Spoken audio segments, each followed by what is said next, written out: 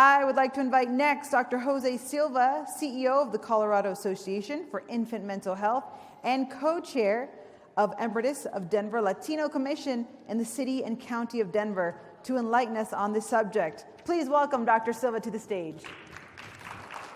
Hello, welcome. Good afternoon, everybody. It is a pleasure to be with all of you and just to be able to be at this conference. So good afternoon. Thank you.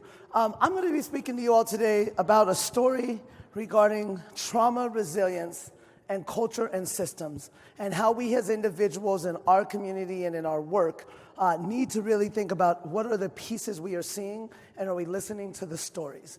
And so with that, let's go ahead and get started. We'll go to the next slide. Let's make sure, I don't know if I have it here. Yep, perfect. So the objective today is really for us to enhance your understanding of how race and racism in the United States has manifested and affected BIPOC families. I hope to help you understand how to practice racial equity lenses and have a better understanding of how to approach this in the mental health space. And then last, I hope for you to be able to gain strategies for creating an effective equity place in your life and in your workplace. As we think about this, especially in the healthcare field right now, it's not just buzzwords. It's really about creating what is the foundation in which we will all lead and become better leaders. So my story. I think pictures tell an amazing story, but many times the picture just does not tell the entire story. The picture you see here is the Sun Valley Projects, where I grew up in West Denver. Growing up in the projects, I was a kid who was born into a world of trauma. My father was murdered when my mother was 6 months pregnant with my twin sister and I. My mother's girlfriend was found dead of a drug overdose when I was 4 years old. 3 days before my 4th birthday, this was my first memory. And then when I was 14 years old, my friend Wesley Kyle Sanyagini, who was 12 years old, was killed and gunned down standing next to me when I was 14. Tomorrow would be his 40th birthday. So for the last 29 years, I've given my life to the betterment of my community. I was a kid who was homeless. My mother was addicted to drugs and crack cocaine, and I didn't really know what I was going to do with my life. And so as a 14-year-old kid, I had to become an adult. But no one was coming to me and saying that I needed to check my mental wellness and that I needed to think about what was happening to me inside of me. Instead, they were focused on me going to school, getting good grades. But how could anyone do that? They're just so impacted by the trauma in their life and yet trying to figure out how they survive. Fortunately for me, I had a number of mentors that came into my life and supported me and guided me. I graduated high school as a homeless teenager with a 1.8 GPA. I had to take 100 credits my senior year to graduate with my class. Fortunately, I was able to get $250,000 in scholarship money and go on to college. But I just didn't graduate in 4 years. It wasn't for me. I had to work and take care of life. So it took me 6 years. And during that time, I was able to find my voice and lead into the community. But every time I kept going back to get support on my mental wellness, I kept becoming a victim of a white supremacy mental health system that was not built for individuals of color. A system that was not designed to take me in and to think about the complexities of gang violence in my community. But because of those mentors and those in my life, I've been able to make it, been able to succeed and do some great things. And when I turned 31, I decided it was time to go back to school. And I completed 3 degrees in 5 years, a second bachelor's, a master's, and a doctorate degree. Yeah. Thank you. Thank you. That is resilience. But what does it take to build resilience in our young men and women? But more importantly, how do we look at a system that doesn't recognize resilience as a skill set that we can build upon? Here's the article that was on the front page of the Denver Post when my friend was murdered standing next to me. Boy 12 shot dead by friend. This individual who had come into this life, into my friend's life, portrayed that he was a friend from another gang to set up the murder. And so at this point, my life, when your name is on the front page of the newspaper, all you have left is just yourself. And so I moved forward in the best way that I can. And then this is a picture of me 2 years ago. I was the first individual at the University of Colorado to be called across the stage and to be able to earn that doctorate degree in the university across the street from the projects in which I grew up in. And so to be able to walk across that was amazing for me. So I want you all to think about the questions to ponder today. The word racism. How does it make you feel? When was the last time you had a meaningful conversation regarding racism in your workplace, at home, or with your colleagues? But more importantly, what is one challenge you are facing or doing to address racism in your workplace or in your life? Many of us know what racism is. It's a structural system that was designed in which denies access and safety and creates oppressive policies in which holds down a certain group of individuals. That is what racism is. It's a system in which we all embark on, which was created a long time before us. But as the CEO for the Colorado Association for Infant Mental Health for the state of Colorado, I get to fight for our babies, 0 to 6, on the prevention side. And so as we think about all of the work that we do, what are we doing in those first 1,000 days of a baby's life? Are we really paying attention to what happens to them in their lives? The trauma, the epigenetic trauma, the adverse conditions that are taking place. But more importantly, can babies see racism in color? Well, data and statistics and research tells us that they can, starting at the age of 3 to 5 years old. But more importantly, we see it in the educational system in which we have 3-year-olds being suspended from school and preschool at a higher rate, those that are BIPOC. And so they are seeing the manifestation of racism, not just on TV in their lives, but done onto them at an early age. So when we think about racism, we think about it as institutional, interpersonal, and internalized. I'm not going to speak to the choir, or I feel like many of us should know many of these things or have gone through them, but I'll run through them. So internalized, right? For many of us, it's to internalize, am I good enough? Do I belong here? My name is Dr. Silva, but in many places, I'm just a black, brown, indigenous, bald dude that walks in until somebody hears my name or hears my voice.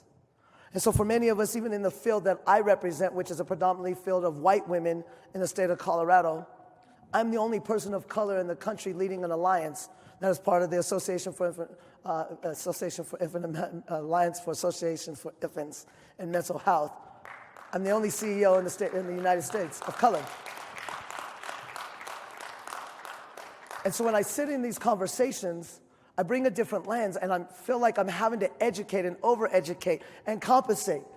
But I'm going to show up, and if you didn't hear me on the education side, we don't got time no more to be nice. It's about standing our place and holding ground and ensuring that we speak the voices to what is taking place. When we think about interpersonal racism, the microaggressions and the words that we say. When was the last time you thought about the dialogue that you have with your friends of color or your family members of color? What are the words that you are saying, or what is represented in your mission statement or your vision or in your curriculum? Is it multicultural? Is it just translated? Because if you're just translating curriculum, then you're not creating a cultural lens in which your curriculum is for those that don't represent what a simple translation will be. So for us at Cohen, we make a point to ensure that everything we do comes from that foundation. Institutional racism. This is all of the systems in which we encounter. And in particular for us on this side, mental health. We know that mental health is not a system built for BIPOC families. And more importantly now, those that are refugees, undocumented, that are coming to this country, are coming to this country paralyzed with trauma, and we don't know what to do. Yet we are expecting them to go to school and learn. I often say you can't learn and retain if you don't have strong mental wellness. We can't expect our youngest or even our children in post-secondary or those that are in higher ed to be able to learn if their mental wellness isn't taken care of. But the system and the institutional systems and the racist systems that are there keep many of us out. That place isn't for me. When I sought out my mental wellness, it felt like it was my fault that my friend was killed standing next to me. What could I do when a gun is put at your chest and then moved across your chest to your friend's chest? How is that my fault? But the system says because I am a brown black kid who grew up in the poor community of West Denver, Colorado, somehow it is my fault. We have to change the mindset and the way that we see and the conversations that we have, and take accountability and say, we're no longer here to blame, right? It's not white, black, brown. It's not about blame. It's about the collective thinking of how we come together to implore change, to say this is how we're going to move forward, and say it matters. We have to announce it and we have to name it. Institutional racism is killing black and brown and indigenous folks every day that can't seek out the strong mental health support that they need. Each day, 200 black individuals die from a broken healthcare system because they cannot receive the healthcare that they need. That is a crisis. That is wrong. That is unlawful. So as we think about the impacts on racism and BIPOC communities in the mental health space, lack of adequate services, lack of representation, similarities to PTSD when you're going and seeking out mental health support from somebody that doesn't look like you, doesn't understand you. Or let's just be honest, there's no services. Right? These is the reality for our community and those in which we work. And so as foot soldiers for the greater good in this space, it is your responsibility to think about how you're going to lean in, but create action. I often talk about faith in action. You can't just pray, right? I'm a man of faith. You can't just pray. You also have to have action. So we can't just meet, create strategic plans and metrics. There has to be the action to that, and outcomes and accountability and a move to change. That is how we integrate effective new change to our communities. The link between racism, mental health in our country and the trauma, RBTS says, and it goes back and it refers to the inadequacies and the inquiries in which it does not support our communities. And I'm a product of that. And now I get to be a leader of that because it's important for us to have representation in which those look like us. And so when we think about the link between racism and mental health and the trauma that is endured, why don't people of color seek out support? Because immediately they're looked at as, it's your problem, it's your community's problem, I can't help you. Some of the things we have heard at our agency and in our community is so disturbing. And these are coming from professionals, mental health professionals that are called to do the good work. Fact, most mental health professionals in the United States are white. 86% of them. Psychologists are white in the United States. Less than 2% of those are black. Our agency is the only agency in the United States that is 82% minority-led, right? That was intentional. But we also have the best staff in the country. That was intentional, right?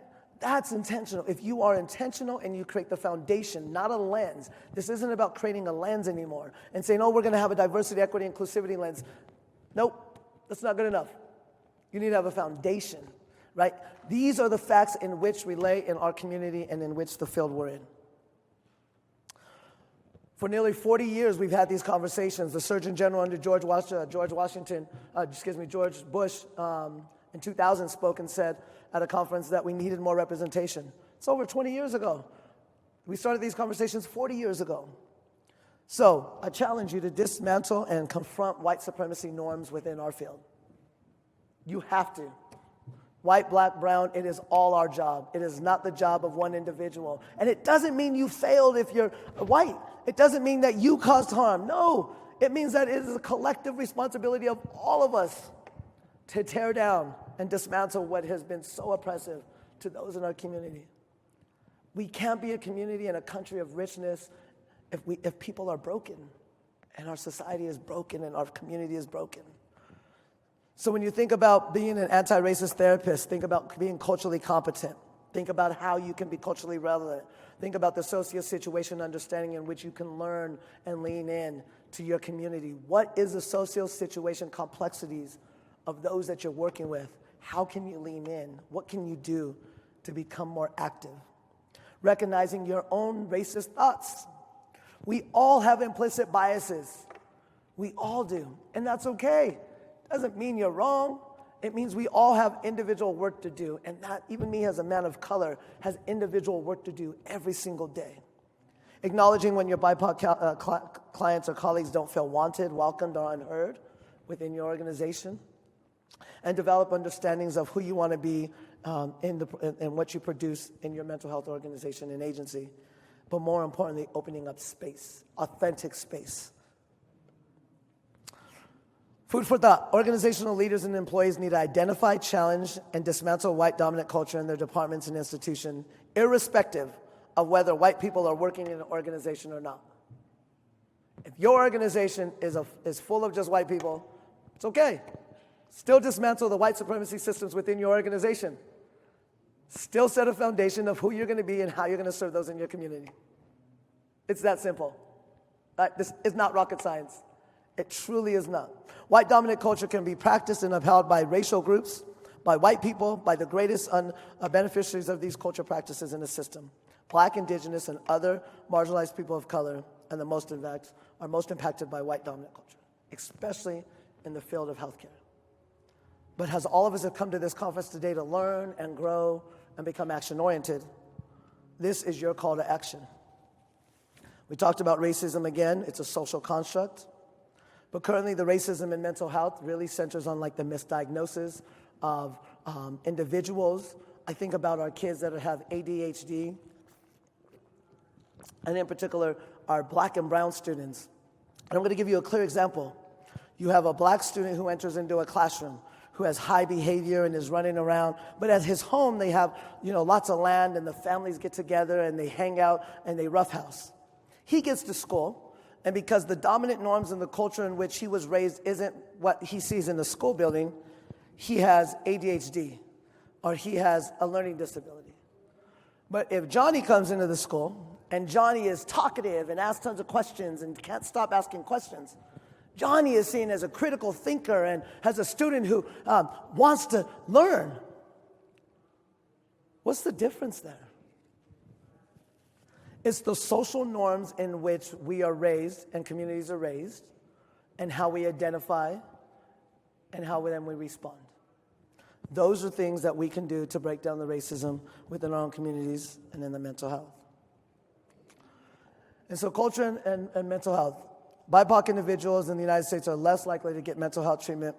In fact, 66% of BIPOC adults have regular health care and providers, compared to 80% of whites. This is a problem. This is something that we need to look at. This is something we need to address. How do we do that? We collectively have to become the army and the community that does that. We collectively have to say that this is not going to be acceptable.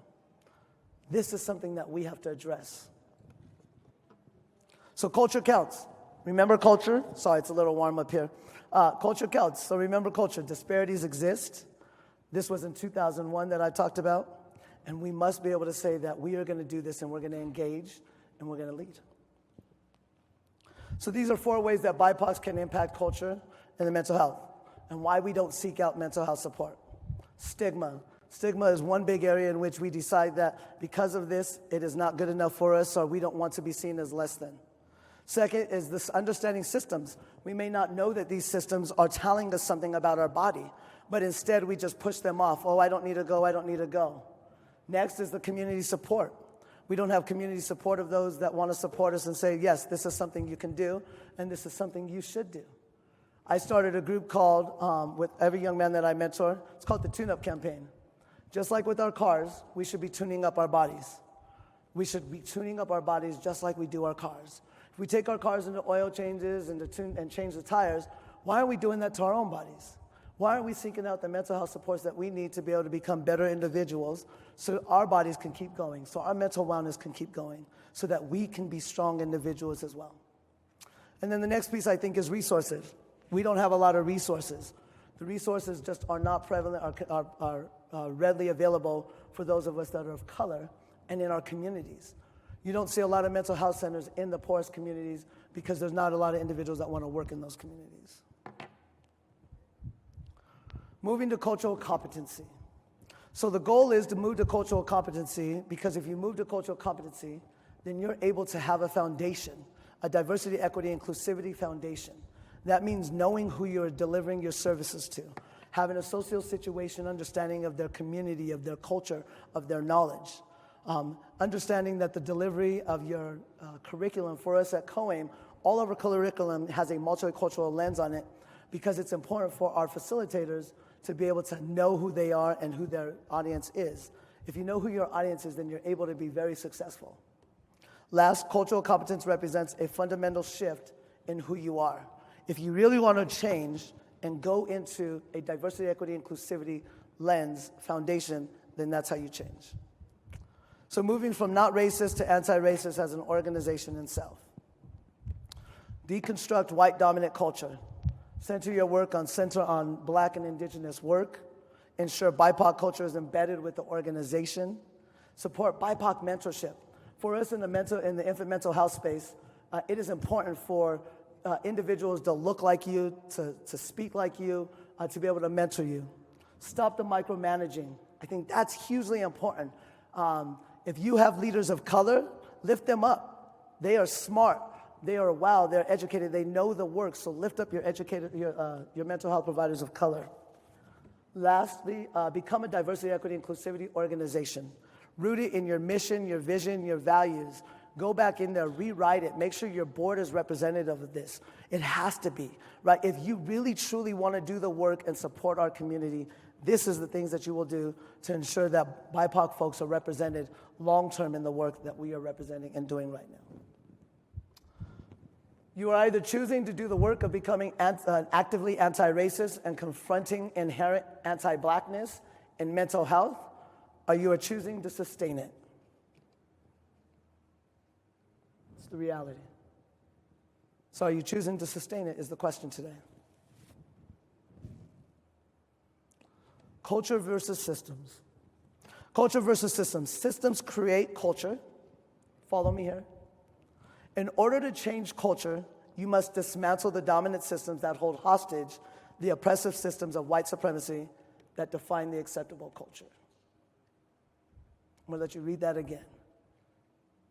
Culture versus systems. We allow these two to go at war with each other, and in which then we have manifested and how they are represented. But it really comes back down to the oppressive systems in which we manifest. So circling back, how do you become the exception? How did I become the exception in the role? I look at individuals in the audience like my chosen parents, who I'm going to choose you as my parents, leaders in the community. That's part of my mental wellness, right? Choosing who you're going to be, supporting those individuals in the community to be who they can be. I want to be the rule, not the exception. And so if you're going to go out there in this community and you're going to work in the field of mental health and healthcare, understand that there is a kid's life at stake and a family's life at stake, and they might be able to go out and change the world. They might be able to go out and do great things. They might be able to go out and become the CEO for an infant mental health organization.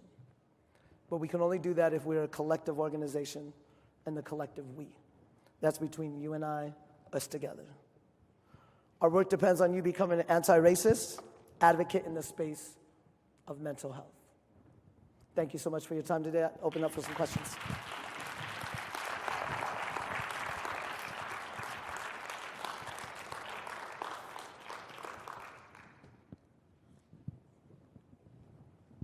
Right here. How do you think Juneteenth, as it's become a federal holiday, how will it impact the change of the culture, the dynamics of racism, and how will it be a benefit to mental health? So let's just be honest here. You can't speak out of both sides of your mouth, and that is what is happening at the top with the rhetoric. And so if we are going to address this issue in our country today, we have to hold those accountable at the top. We have to say, how are we going to instill and talk about the epigenetic trauma that has been ingrained in our DNA as Black individuals through slavery, and how has that impacted our country and our community? And so we then have to use all of you as our advocates to stand up for those of us that are less than in terms of size but not in voice, and say that it matters. And so Juneteenth should be the catalyst. Let's think about this. The last two federal holidays have been for our Black community Dr. Martin Luther King in 1983, MLK Day, and now Juneteenth.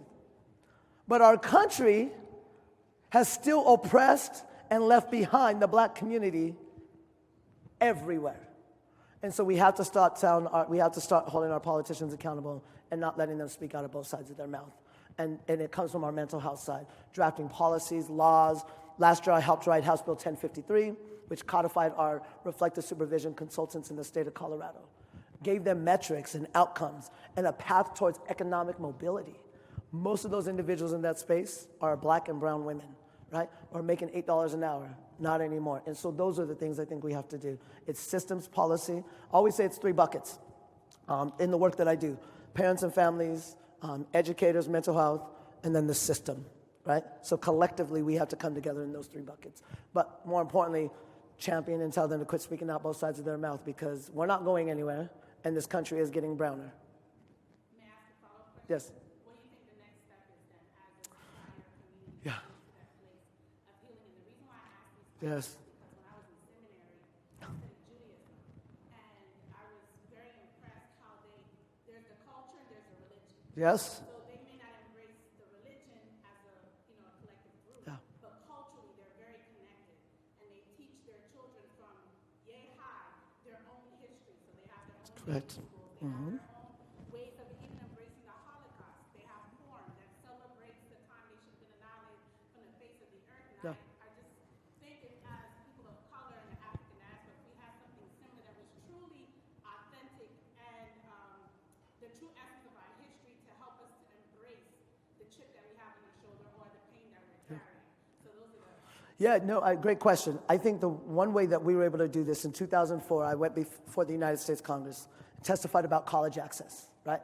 And we found allies that then were able to champion and earmark money for us then to go and launch this program called College Access around the country that then was able to take 300,000 kids to college. I think that's something similar. Us going before the House Appropriations Committee, us going before the Education Committee, Health and Human Services Committee, and saying, I need you to earmark money. I need you to earmark $5 million, $10 million to establish these commissions, to establish these developments of curriculum that can go out into these groups, like the Annie Casey Foundation, the Fund for the City of New York. I think about some of these conglomerates and organizations that are doing the on-the-ground work in which then we can lift up and put in curriculum, because we don't have a universal education system, right? So that makes that difficult. But we have, in Colorado, 5,000 nonprofits. We're not utilizing those resources, those groups, those foot soldiers to be able to get out that work. But I think part of it is earmarking, finding some of that money, but then also holding states accountable, right? Looking State Board of Educations and going and saying, this is the fundamental curriculum we want to have. Let's challenge them, right? I think that's the next step, is in those pieces. You can't get change if you don't put dollars to that change and then investing in that. And I think there's an economic investment we have to make there. So is it the community's responsibility or the government's responsibility? Because if you look at the 1950s, the way they were able to embrace. There you go. Sorry. The way they were able to embrace their movement without social media, Yes. without all the advancement we have today, was a community. It was within the community. It wasn't depending on the system or someone else. So it just makes you think, like, I have young people ask me, who's the next Dr. Martin Luther King? Do we really need one individual, or can we have individuals that represent different communities, and with their own communities, they can have a movement or uproar, whatever needs to be done to address the problems that they have that are closer to home. Then it will build to a state, then a national and an international level. No, I agree. We need leaders every day, everywhere, in every place. It's not just one leader anymore, right? It truly is. And I think what has impacted us so much is identity politics. And so identity politics has been inserted into the political conversation, which has then created division amongst communities that live across the street from each other, right? And so we have to find that collective we again, and it's about community. I'm a community champion. I've run for public office, haven't got elected because I hold them accountable. That's my nickname, Mr. Accountability in Colorado. So they spend millions of dollars to beat me. They're not going to beat me this November because we're having this conversation. So that's part of what we're doing. Any other questions? I have a quick question. Yes. Growing up in a minority neighborhood, when we go to school, like, there's not really a lot of subjects on our ancestry, So my question is, how do we change that?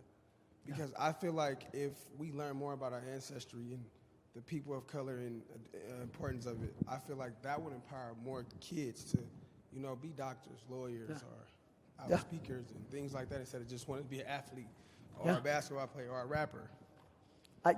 That's an amazing question. Growing up, I didn't see any doctors of color. I had Dr. Allen, who was a white guy at my high school, English teacher.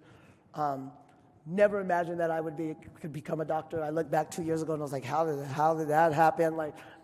I look at my plumbers dissertation and I was like, okay, that's how it happened, but how? Part of it is we have to start to find a place in spaces and places like we didn't think we belonged so that we can start to lift up. We have to start taking those risks and say we want to be educators and we want to be social workers. And those are places for us, of men and women of color, to sit in, right? We know the statistics. 1%, less than 1% athletes make it to the NFL. And we know the statistics that less than 1% of people of color will ever earn a doctorate degree. Those statistics run parallel, right? And so within those statistics, we have to decide what are we going to do then to infill the rest. And that is going and speaking and have mentoring programs, leadership programs, talking about mental wellness at a young age. So our boys don't think that they have to go out and be hard, but actually being hard is actually being able to talk to your homie and tell, like my friend Devin here, I love you, brother, right? Somebody I've known 25 years, right? But that's the difference in which we have to change our mindset in this country to a growth mindset, to a mindset in which it's not about dog-eat-dog world. And for us as men of color, that's what we've been raised in, because this world is vicious. And so we have to start putting people of color, we have to start lifting up our own, but then we also have to take responsibility, right? I say this to my own people, we have to take responsibility. We can't blame the world anymore. There comes a point where we have to say, you know what? We can't blame the world. No one's going to give me anything. No one has given me anything. And even if I cried and complained about this world, no one still was going to give it to me. And so I think that's the piece of it too, is we've griped about it. Let's stop complaining about it, but let's get people in place to help support us.